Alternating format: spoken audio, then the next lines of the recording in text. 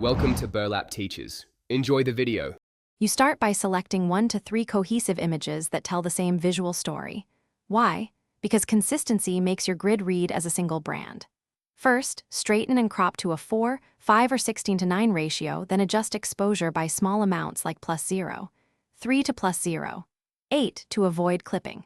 Once done, apply a neutral preset or LUT at low strength, 25 to 40%, to create a shared baseline, which saves time and keeps colors predictable. Now you refine tone and texture. This is where images gain personality.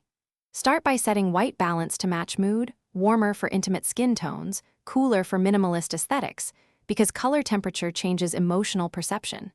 Then use selective tools, dodge highlights to bring focus, burn shadows to anchor subjects, and add 5:15 clarity to emphasize texture without making skin look harsh.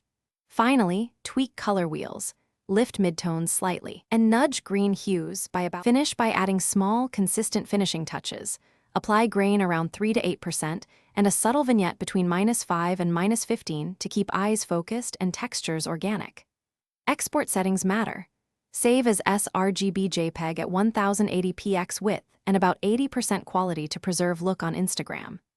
If the final upload looks different, check the color profile first, re-export to sRGB, and if needed, reduce global saturation by 3 to 7% to prevent blown or oversaturated tones.